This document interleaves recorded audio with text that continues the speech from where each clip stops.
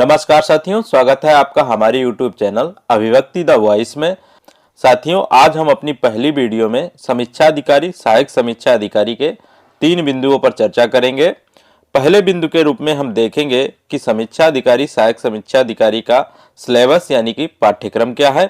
दूसरे बिंदु के रूप में हम चर्चा करेंगे कि समीक्षा अधिकारी, सहायक समीक्षा अधिकारी की प्रारंभिक एवं मुख्य परीक्षा को उत्तीर्ण करने के लिए आपको किस किस सब्जेक्ट की कौन कौन सी बुक्स का अध्ययन करना है, कौन कौन सी बुक्स का चयन करना है। तीसरे बिंदु के रूप में हम चर्चा करेंगे कि समीक्षा अधिकारी, सहायक समीक्षा अधिकारी की बैक ईयर्स की कट ऑफ कितनी जाती रही है प्रारंभिक परीक्षा की, जो अभी हाल फिलहाल में एग्जाम हुआ था और जिसकी ऑफिशियल कट ऑफ आयोग द्वारा जारी की गई थी। वो समीक्षा अधिकारी, सहायक समीक्षा अधिकारी 2016 का एग्जाम था। उसके बाद समीक्षा अधिकारी, सहायक समीक्षा अधिकारी 2021 की ऑफिशियल कट ऑफ अभी तक आयोग द्वारा जारी नहीं की गई है। तो सबसे पहले बात कर लेते हैं साथियों, समीक्षा अधिकारी, सहायक समीक्षा अधिकारी का सिलेबस क्या है।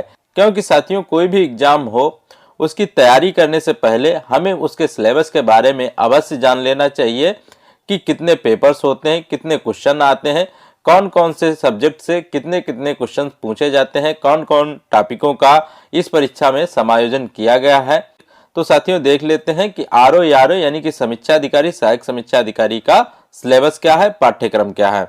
साथियों, आरओ बेसिकली 2 स्टेज एग्जाम है।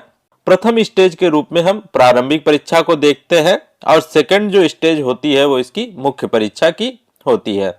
बात करें थर्ड स्टेज की, तो थर्ड स्टेज यानी कि इंटरव्यू आपका समीक्षा अधिकारी, सहायक समीक्षा अधिकारी की परीक्षा में नहीं होता है। अंतिम चयन आपका मुख्य परीक्षा के आधार पर ही होता है। अब साथियों, देख लेते हैं कि प्रारंभिक परीक्षा में कितने प्रश्न पत्र होते हैं और कौन कौन से प्रश्न पत्र में कौन कौन से विषयों का समायोजन है, कौन कौन से विषय पूछे जाते हैं। साथियों, प्रारंभिक परीक्षा में 2 पेपर होते हैं, पहला पेपर 1 और दूसरा पेपर 2। पेपर 1 को हम सामान्य अध्ययन के रूप में जानते हैं और पेपर 2 को सामान्य हिंदी के रूप में हम जानते हैं। ठीक है। अब साथियों, सबसे पहले हम बात करेंगे कि सामान्य अध्ययन के प्रश्न पत्र में कितने प्रश्न होते हैं और उनको सॉल्व करने के लिए कितना समय कैंडिडेट को दिया जाता है। तो साथियों, सामान्य अध्ययन के प्रश्न पत्र में कुल 140 प्रश्न होते हैं और इनको सॉल्व करने के लिए आपके पास 2 घंटे का समय होता है।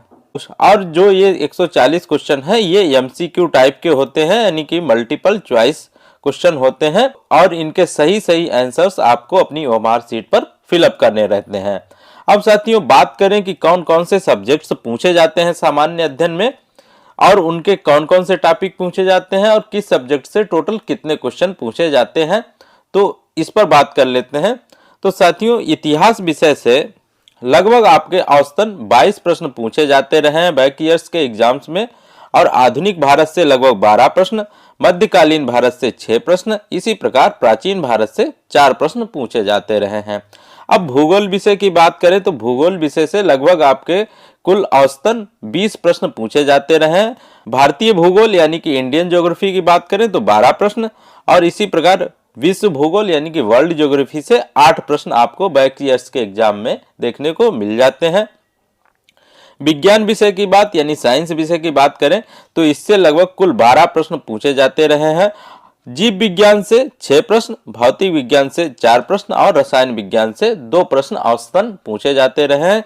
ये टोटल हो जाते हैं आपके 12 प्रश्न। इसी प्रकार अर्थव्यवस्था की बात करें यानी कि इकोनॉमिक्स सब्जेक्ट की बात करें तो यहाँ पे कुल औसतन 20 प्रश्न पूछे जाते रहे हैं और इसमें कुछ सब टॉपिक हैं जैसे कि जनसंख्या एवं नगरीकरण, आर्थिक विकास एवं बजट, बैंकिंग एवं कृषि।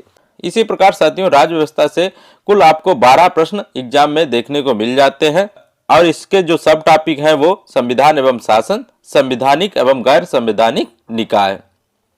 इसी प्रकार साथियों, उत्तर प्रदेश विशेष से यानी कि यूपी स्पेशल से कुल 10 प्रश्न आपको पेपर में देखने को मिल जाते हैं और इसमें उत्तर प्रदेश के इतिहास, भूगोल, जनसंख्या एवं संस्थान एवं उद्योग से संबंधित क्वेश्चन पूछे जाते हैं। अब साथियों, पर्यावरण पारिस्थितिकी की बात करें तो इस विषय से लगभग आपके 7 प्रश्न पेपर में देखने को मिल जाते हैं। इसी प्रकार साथियों बात करें समसामयिकी की यानी कि करंट अफेयर्स की। साथियों इस एग्जाम में यानी कि समीक्षा अधिकारी, सहायक समीक्षा अधिकारी में करंट अफेयर्स की भूमिका बहुत ही महत्वपूर्ण होती है। इससे लगभग आपको राष्ट्रीय एवं अंतरराष्ट्रीय घटनाओं को मिलाकर कुल 22 प्रश्न देखने को मिल जाते हैं पेपर में। इसी प्रकार यदि तर्क शक्ति एवं अंकगणित की बात करें तो समीक्षा अधिकारी, सहायक समीक्षा अधिकारी की प्रारंभिक परीक्षा में आपको एक पोर्शन के रूप में तर्क शक्ति एवं अंकगणित भी पूछा जाता है, जिससे औसतन लगभग 10 प्रश्न पूछे जाते रहे हैं बैक ईयर्स के एग्जाम्स में। इसी प्रकार कंप्यूटर एवं तकनीकी से 5 प्रश्न बैक ईयर्स के एग्जाम में पूछे जाते रहे हैं। तो साथियों ये कुल हो गए हमारे 140 प्रश्न और ये प्रत्येक प्रश्न 1 नंबर का है। तो इस प्रकार ये कुल अंक जो हो गए आपके 140 अंक हो गए। यहाँ पर साथियों एक महत्वपूर्ण बात और है कि अब साथियों 2016 के एग्जाम्स के बाद से जो 2021 में एग्जाम हुआ, आपका निगेटिव मार्किंग भी इसमें इंक्लूड हो गया है और ये 1/3 निगेटिव मार्किंग है। यानी कि यदि आप एक प्रश्न गलत करते हैं, एक प्रश्न आपका रॉन्ग होता है, तो उसके लिए -0.33 मार्क्स आपका डिडक्ट हो जाता है, कट जाता है। अब साथियों द्वितीय प्रश्न पत्र यानी कि सामान्य हिंदी के प्रश्न पत्र पर बात कर लेते हैं। तो साथियों सामान्य हिंदी के प्रश्न पत्र में कुल आपका 60 प्रश्न होता है। ये भी एमसीक्यू टाइप का प्रश्न होता है और इसको सॉल्व करने के लिए आपके पास 1 घंटे का समय होता है। इसमें टोटल 6 टॉपिक होते हैं। पहला टॉपिक है आपका विलोम शब्द का, ठीक है। दूसरा टॉपिक है पर्यायवाची शब्द का। तीसरा टॉपिक है तत्सम एवं तद्भव शब्द का और चौथा टॉपिक है वाक्य एवं वर्तनी शुद्धि का। इसी प्रकार 5वां टॉपिक है विशेष एवं विशेषण शब्द का। इसी प्रकार 6ठा टॉपिक है अनेक शब्दों के लिए एक शब्द। और प्रत्येक टॉपिक से आपका 10-10 प्रश्न पूछा जाता है। तो इस प्रकार टोटल प्रश्न हो जाते हैं आपके 60 और इनको सॉल्व करने के लिए आपके पास होता है 1 घंटा। तो अब बात कर लें कि सामान्य अध्ययन के प्रश्न पत्र और सामान्य हिंदी के प्रश्न पत्र, दोनों प्रश्न पत्रों को मिला लिया जाए प्रारंभिक परीक्षा के, तो ये 200 प्रश्न हो जाते हैं। 200 प्रश्न यानी कि प्रत्येक प्रश्न 1 नंबर का होता है, तो ये 200 नंबर के टोटल 200 प्रश्न हो गए, ठीक है। अब साथियों बात कर लेते हैं कि प्रारंभिक परीक्षा और मुख्य परीक्षा की तैयारी करने के लिए आपको किस किस सब्जेक्ट की कौन कौन सी बुक्स का चयन करना है। अब जो साथियों मैं बताऊंगा, मैं अपने व्यक्तिगत अनुभव के आधार पर बताऊंगा। आपको पूरी स्वतंत्रता है कि आप मार्केट से कौन सी बुक परचेज करते हैं, कौन सी नहीं। मैं आपको अपने व्यक्तिगत अनुभव के आधार पर बता रहा हूं कि किस सब्जेक्ट की कौन सी बुक समीक्षा अधिकारी, सहायक समीक्षा अधिकारी के लिए सफिशिएंट रहेगी। अब बात करें सामान्य हिंदी की, तो सामान्य हिंदी के लिए आप PN पांडे या हरदेव बाहरी जी की बुक में से कोई एक बुक परचेज कर लीजिएगा। दोनों ही बुक बहुत अच्छी हैं। इसी प्रकार बात करें प्राचीन इतिहास, प्राचीन इतिहास के लिए आप SK पांडे जी की बुक को परचेज कर लीजिएगा। मध्यकालीन भारत के इतिहास के लिए आप SK पांडे की बुक को परचेज कर लीजिएगा। सफिशिएंट मैटर दिया है, समीक्षा अधिकारी, सहायक समीक्षा अधिकारी के लिए पर्याप्त है। आधुनिक भारत के इतिहास के लिए आप स्पेक्ट्रम की बुक को परचेज कर लीजिएगा। इसमें मैटर एकदम सफिशिएंट है। इससे आपका स्टेट PCS और UPSC का भी प्रीलिम कवर हो जाएगा आसानी से। इसी प्रकार बात करें केमिस्ट्री यानी कि रसायन विज्ञान की, तो ये परीक्षावाणी की बुक इसके लिए सफिशिएंट है। भौतिक विज्ञान के लिए भी परीक्षावाणी की बुक सफिशिएंट हो जाएगी इस एग्जाम के लिए। जीव विज्ञान के लिए भी आपके परीक्षावाणी की बुक में सफिशिएंट मैटर दिया है और समीक्षा अधिकारी के जो भी टॉपिक फिजिक्स, केमिस्ट्री, बायो से पूछे जाते हैं यहाँ से बिल्कुल कवर हो जाएंगे। अब साथियों बात करते हैं भारत का भूगोल यानी कि इंडियन ज्योग्राफी। इंडियन ज्योग्राफी के लिए आप महेश कुमार बाड़वाल की बुक आती है, वो परचेज कर लें। इसी प्रकार वर्ल्ड ज्योग्राफी की बात करें तो ये भी आपको महेश कुमार बाणवाल जी की बुक को ही परचेज कर लेना है। इसी प्रकार साथियों बात करें भारत की राज्यव्यवस्था, तो इसके लिए आपको M लक्ष्मीकांत की बुक को परचेज कर लेना है। बहुत ही प्रचलित बुक है और बहुत ही अच्छा मैटर दिया हुआ है। इससे बाहर आपका कोई भी क्वेश्चन नहीं जाएगा।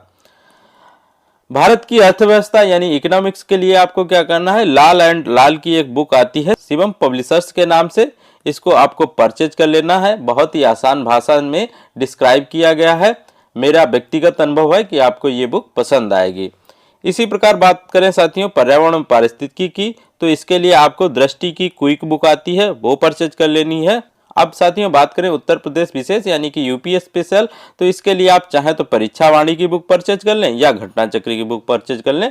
दोनों ठीक बुक है, दोनों में सफिशिएंट मैटर दिया है समीक्षा अधिकारी और सहायक समीक्षा अधिकारी के लिए। अब साथियों बात करें समसामयिकी की यानी कि करंट अफेयर्स, इसके लिए आपको कोई एक मंथली मैगजीन ले लेनी है। चाहे तो आप घटना चक्र की मंथली मैगजीन आती है जो लगभग 2 मंथ्स में एक बार आती है, वो ले लें, या फिर चाहे तो प्रतियोगिता दर्पण पर मंथ ले लें, ये मंथली आती है, या फिर और कोई परीक्षा मंथन की है या फिर अन्य किसी भी एग्जाम्स की, जो भी आपको लगे सही है वो आप परचेज कर लीजिएगा, मंथली ले लीजिएगा। जिससे क्या होता है कि आपको फिर जब एग्जाम आता है तो बल्क में नहीं पढ़ना पड़ता है, आपको इवेंट आपके समझ में आती रहती हैं बीच बीच में, तो वो एक माइंड में चीज़ें सेटअप बनी रहती हैं कि कौन सी इवेंट कब हुई थी, एक मोटा मोटा आइडिया रहता है। और जब लास्ट में क्या होता है कि जब घटना चक्र की एक कंपाइलेशन आता है लगभग 6 महीनों का या 1 साल का, तो उसको आप परचेज कर लीजिएगा, वो करंट अफेयर्स के लिए सफिशिएंट हो जाती है। मंथली पढ़ते रहेंगे तो इससे क्या है कि आपका एक बैकअप बना रहेगा आपके मेमोरी में। अब साथियों इसके साथ साथ आपको क्या करना है कि सभी विषयों की घटना चक्र पूर्वालोकन को आपको परचेज कर लेना है और उनसे जो भी उनमें एमसीक्यू दिए गए हैं उनको सब्जेक्ट वाइज सॉल्व कर लेना है। तो इससे क्या होगा, आपका रिवीजन भी हो जाएगा और बैक ईयर्स में जो क्वेश्चन पूछे गए हैं समीक्षा अधिकारी में हो चाहे पीसीएस में हो, तो उन पर भी आपकी पकड़ मजबूत हो जाएगी। अब साथियों बात कर लेते हैं कि प्रारंभिक परीक्षा को उत्तीर्ण करने के लिए आपको कितने नंबर की आवश्यकता होगी या कितने नंबर आवश्यक हैं प्रारंभिक परीक्षा को उत्तीर्ण करने के लिए। तो साथियों यदि आपके सामान्य अध्ययन यानी कि पेपर 1 में 85 क्वेश्चन सही हो जाते हैं और इसी प्रकार पेपर 2 में यानी कि सामान्य हिंदी के प्रश्न पत्र में यदि आप 50 प्लस क्वेश्चन सही कर लेते हैं और ये टोटल हो जाते हैं 135, यदि आपका स्कोर हो जाता है प्रारंभिक परीक्षा में 135 प्लस या 130 प्लस मान लो हो जाता है, तो आप प्रारंभिक परीक्षा आसानी से उत्तीर्ण कर जाएंगे। क्योंकि जो 2016 में आयोग द्वारा ऑफिशियल कट ऑफ जारी की गई थी वो इस प्रकार है, ये आपका अनरिजर्व्ड के लिए 129 नंबर था, समीक्षा अधिकारी के लिए अनुसूचित जाति के लिए 117 नंबर और अनुसूचित जनजाति के लिए 102 नंबर और अन्य पिछड़ा वर्ग के लिए 132 नंबर थी। सबसे ज्यादा अन्य पिछड़ा वर्ग की ही कट ऑफ गई थी। सहायक समीक्षा अधिकारी के लिए अनरिजर्व्ड की 127, अनुसूचित जाति की 117, अन्य पिछड़ा वर्ग की 127, भूतपूर्व सैनिक की 92 और महिला के लिए 120 नंबर कट ऑफ मार्क्स गए थे। तो साथियों यदि आप नेक्स्ट एग्जाम में प्रारंभिक परीक्षा को उत्तीर्ण करना चाहते हैं तो लगभग आपको इतने प्रश्न सही करने ही होंगे। साथियों यदि आप चैनल पर नए हैं तो चैनल को सब्सक्राइब कर लीजिएगा, जिससे कि हमारी इसी प्रकार की इंफॉर्मेटिव वीडियो आप तक ससमय पहुंचती रहे। आज की इस वीडियो में इतना ही, मिलते हैं नेक्स्ट वीडियो में, तब तक के लिए नमस्कार, बहुत बहुत धन्यवाद।